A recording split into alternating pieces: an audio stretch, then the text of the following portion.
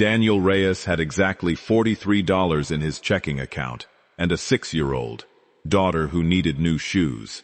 And if you think that sounds like the beginning of a sad story, stay with me, because in about 4 minutes, a woman is going to walk into his workshop wearing a coat that costs more than his truck, and she is going to change his life in ways neither of them could survive alone. If stories like this move you, hit that like button right now and subscribe, because this one earns it, I promise you that. The town of Millhaven sat on the edge of a gray Atlantic coastline, the kind of place where the fog rolled in before the fishing boats went out and rolled back before they returned. Daniel had grown up here, left for a decade to chase a career in architecture in the city, and come back 4 years ago carrying a folded newspaper clipping, a duffel bag, and a baby girl named Lily wrapped in a blanket that still smelled like the hospital. His wife, Sarah, had died 6 hours after Lily was born, an amniotic fluid embolism, the doctors called it, a phrase Daniel had memorized because it was the last thing anyone ever explained to him clearly. Everything after that had been fog, too. He built furniture now, not out of some poetic downgrade from his old life, but because wood didn't ask him questions he couldn't answer, and a table either stood level or it didn't, and there was a mercy in that kind of honesty. His workshop sat at the end of Harbor Row, a converted boat shed with sawdust in every crack of the floorboards, and most mornings Lily sat on an overturned crate doing her workbook, while he sanded down a headboard for the Whitfield family's twins. It wasn't much of a business. It was enough, most months. This was not one of those months. The letter had come 3 days earlier, taped to his shop door, because the mail carrier said his box was full of junk mail he'd stopped sorting. Harbor Row had been sold, not the shops individually. The entire stretch of waterfront, 12 buildings including his, purchased in a single transaction by a company called Voss Horizon Holdings, and all current tenants were required to vacate within 60 days pending redevelopment. 60 days. Daniel had read it 4 times, standing in the doorway with sawdust on his hands. And then he had done what he always did when the ground moved under him. He had gone back inside and finished the headboard, which is exactly where he was, elbow deep in wood stain, when the bell over his door rang, and a woman walked in wearing an ivory blazer, sunglasses pushed up into hair so black it looked wet, holding a folder against her chest like a shield. "I'm looking for whoever's in charge of the appeal against the Harbor Row acquisition," she said, before she'd even looked at him properly. "That would be me," Daniel said, though calling it an appeal is generous. "It's mostly just me being angry in a very small font." That got the smallest crack in her composure, gone as fast as it appeared. "Elena Voss," she said, extending a hand he didn't take right away, because his was covered in stain. She noticed, didn't flinch, and simply waited until he wiped it on his apron, and shook hers anyway. If the name meant nothing to him in that moment, it meant everything 30 seconds later, when she said it belonged to the company that had bought his street. Daniel felt something in his chest go very still and very cold, the way it had the day the doctor said amniotic fluid embolism, a phrase for a catastrophe that had already happened before anyone bothered to name it for him. "You're the buyer," he said. "I'm the buyer's daughter, and as of 4 months ago, the acting CEO," Elena said, "which means, yes, I'm the buyer. And before you say whatever you're about to say, I didn't come here to apologize for a decision my board made before I had a say in it. I came here because I read the file on this property last night, and something didn't sit right. And it's usually faster to look a problem in the eye than to read about it in a spreadsheet." Lily, from her crate in the corner, looked up. "Are you the lady who's taking our shop?" Elena's eyes moved to the little girl for the first time, and something in her posture, the practiced, boardroom straightness of her, dropped half an inch. "I'm trying to figure out if I have to," she said, which was, Daniel would think much later, the first true thing she'd said to either of them. Before Elena Voss ever walked through his door, Daniel's days had a rhythm so exact it bordered on ritual, and he clung to that ritual the way other people cling to prayer. up at 5:30 to get an hour of sanding done before Lily woke, because the sound of the belt sander made her cry when she was smaller, and he'd never quite broken the habit of protecting her from it. Breakfast was cereal. Always. Because he'd the subverted word, a tease a radorum, and secamachers. Members it. To know his limits. He walked her to Millhaven Elementary himself, rain or shine, past the bait shop, and the diner, and old Mrs. Okafor's flower stand, where Lily got a single daisy every Friday, because Mrs. Okafor had decided a girl without a mother deserved one beautiful thing a week that cost nothing. Then Daniel went back to the shop and built things until it was time to walk back and get her. And in between he answered emails from 3 regular clients and did the books at the kitchen table, after Lily was asleep. And some nights he sat on the back porch with a beer he nursed for 2 hours, because it was cheaper than therapy, and, in his opinion, about as effective. He was not an unhappy man. He wants that understood clearly, looking back. He was a tired one, which is a different thing entirely, and he had made a kind of peace with being tired for the rest of his life, if it meant Lily grew up steady. He did not know, that Tuesday morning with stain under his fingernails, that peace and steadiness were about to be the first 2 things to go. She stayed 40 minutes that day, walking the length of the shop, asking questions about foot traffic and lease history that Daniel answered on reflex, distracted the whole time by the strange fact of her, a woman who ran a company worth more than his entire hometown, crouched down in a dusty workshop, asking his daughter what her favorite animal was. She left with no promises. She left him unsettled in a way eviction notices alone had never managed. She came back 4 days later, and then 6 days after that. Ostensibly it was due diligence, walking the properties, meeting the tenants who'd have to be relocated if the deal proceeded, building what she called a human case file to set beside the financial one. But by the 3rd visit, Daniel noticed she stayed 20 minutes past when the paperwork required, and by the 4th, he noticed he was noticing. Elena Voss, it turned out, had inherited an empire she never asked for at 31 years old when her father's heart gave out in a boardroom in Singapore, and she had spent the 18 months since learning that the entire architecture of her life, the townhouse, the driver, the assistant, who scheduled her bathroom breaks between board calls, had been built to serve a company's needs, never her own. She told Daniel this on her 5th visit, sitting on an overturned crate identical to Lily's, turning a wood offcut over in her hands, like she'd never held raw material before in her life. "I don't think I've made an unscheduled decision in 2 years, she admitted. "Coming here the first time was the closest thing to spontaneous I've done since the funeral." "That's a low bar," Daniel said, and she laughed, actually laughed. A surprised, very allotting guarded sound that made him realize he hadn't heard a woman laugh like that in this shop since Sarah. He didn't let himself think too hard about what was happening, because thinking too hard about it meant admitting he was falling for a woman who could level his street with a signature, and a man who did that to himself deserved whatever came next. But Lily liked her. Lily, who had never warmed to any of the women well-meaning neighbors tried to introduce him to, drew Elena a picture of the harbor with 3 stick figures on the dock, and Elena kept it folded in her blazer pocket for a week, Daniel later learned, because she didn't have anywhere at home she trusted enough to pin it up. Millhaven noticed before either of them admitted anything to themselves. The diner waitress who'd known Daniel since he was in diapers started seating Elena at his usual booth without being asked. Mrs. Okafor began adding a 2nd daisy to Lily's Friday flower. "One for your dad's friend," she said, with the knowing smile of a woman who had seen every kind of romance the town had to offer, and recognized a new one forming in real time.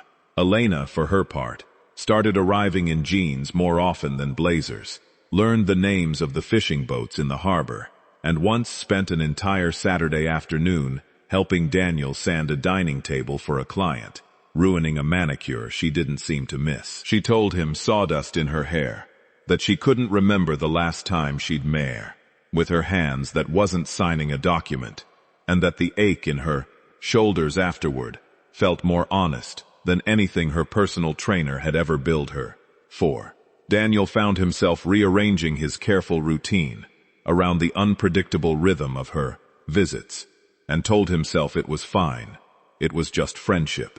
Right up until the evening, he caught himself standing in the shop doorway at 6:00 for no reason at all, except that was roughly when her car tended to appear, and he had to admit to the empty harbor that he was in a great deal of trouble. The night everything changed was unremarkable in every way that should have warned them.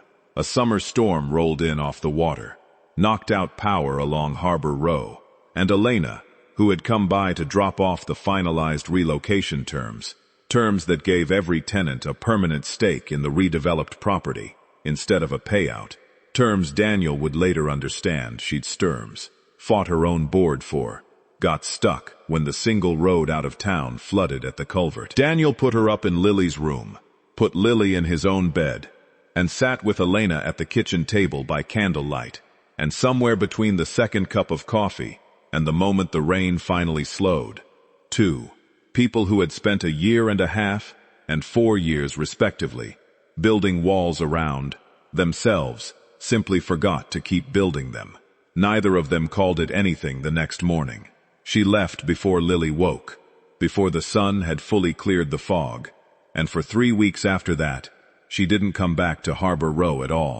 Daniel told himself it was for the best. He had a daughter, a shop, a mortgage, and a life that ran on the fragile machinery of routine. He did not have room in that machinery for a woman whose calendar was measured in continents. He was almost convinced of his own logic when Elena called, voice flat in a way he'd never heard from her, and told him she needed to see him. Not about the property, about something else. She drove up alone this time. No folder, no blazer, jeans, a plain sweater, hair loose instead of pinned, looking more like the woman from that storm night than the CEO who'd wear use. No sweater, he's in harm. She stood in the doorway of the workshop while Lily was at her after-school program, and she said the 4 words that would end up rearranging the rest of both their lives. "I'm pregnant," Elena said. Daniel froze.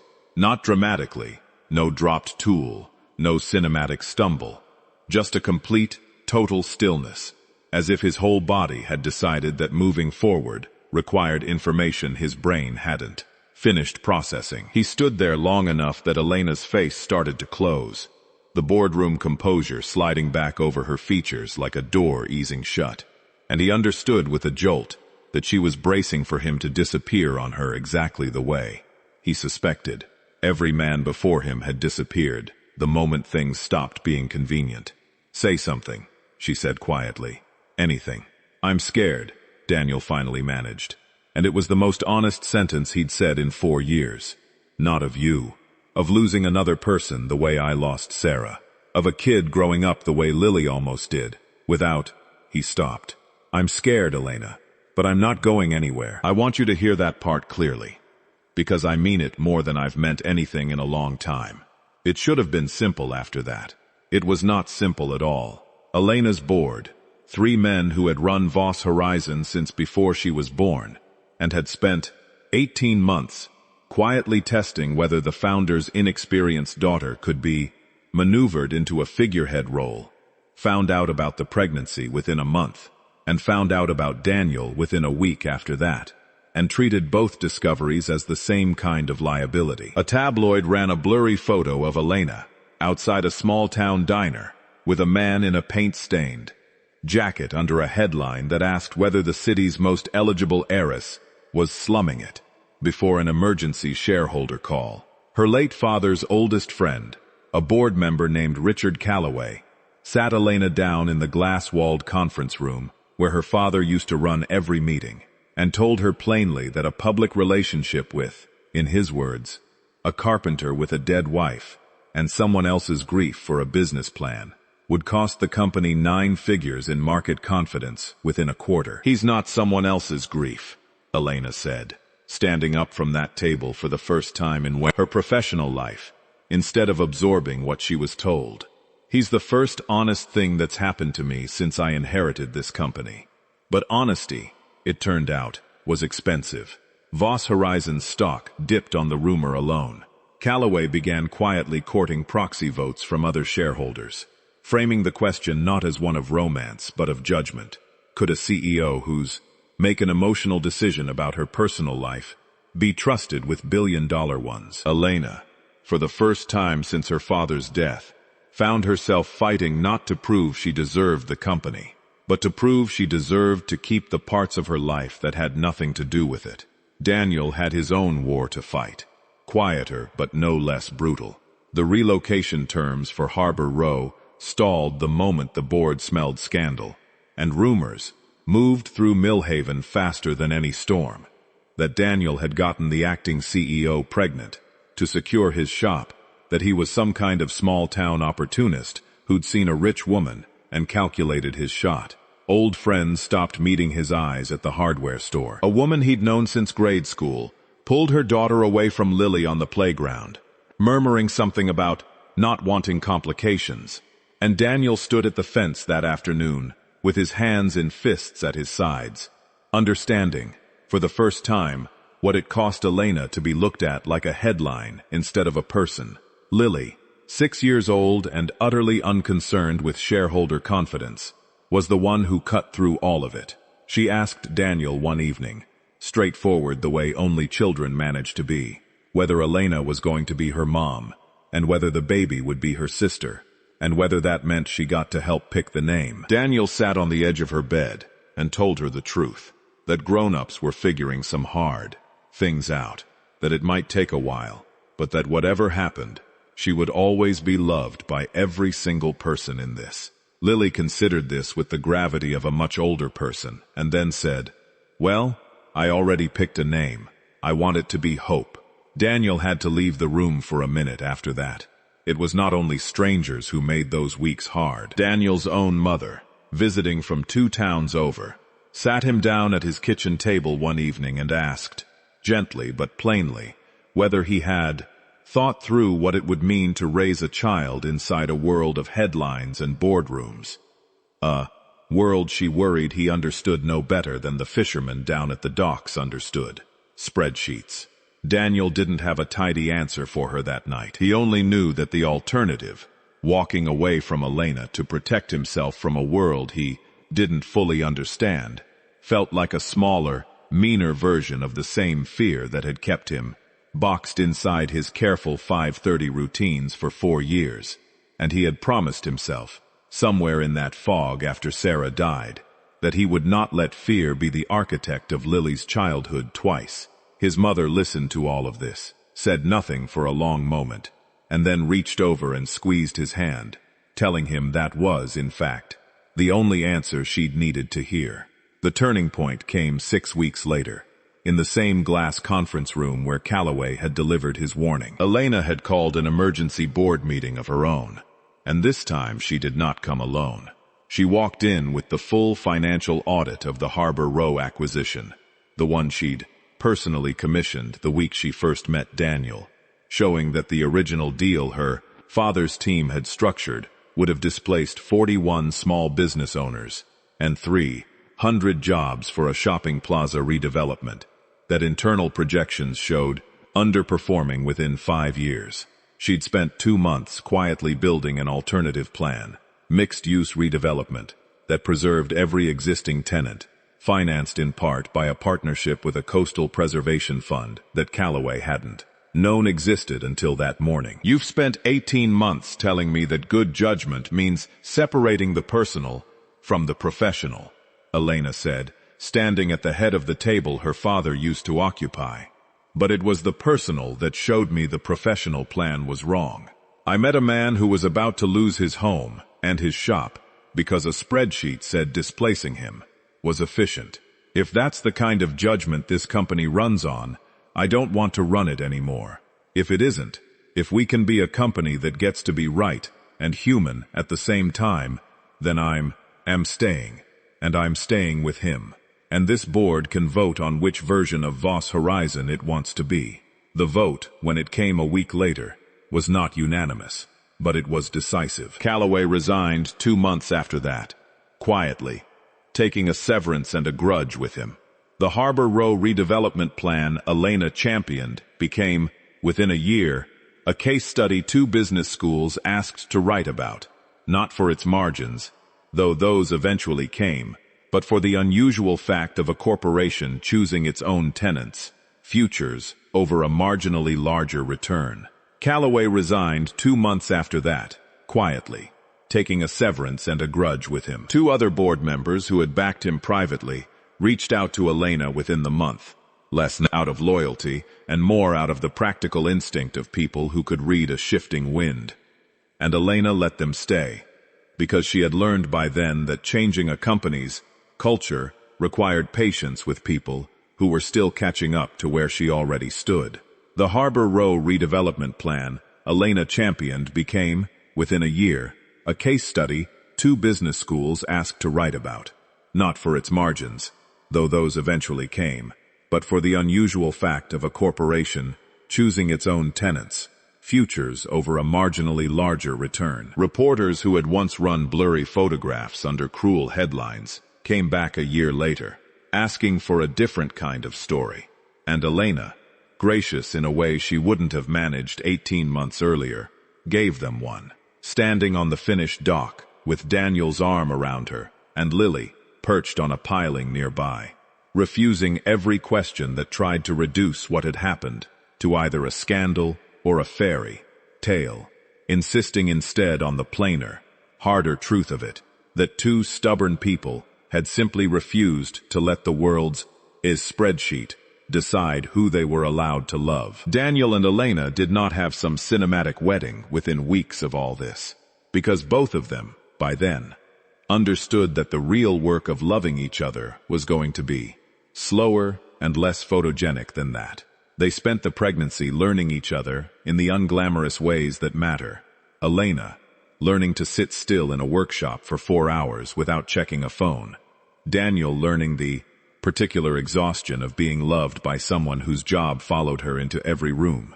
Lily, delighted, appointing herself chief supervisor of the nursery Daniel built by hand out of reclaimed harbor dock wood, insisting on exactly the shade of yellow that matched her own sundress. Hope Voss Reyes was born on a gray March morning, with more hair than either of her parents expected, and a scream Daniel would later describe as already very sure of herself. Elena held her daughter for the first time in the same hospital where, 6 years earlier and 40 minutes down the coast, Daniel had held Lily alone in a room that had felt, at the time, like the end of everything good that could ever happen to him.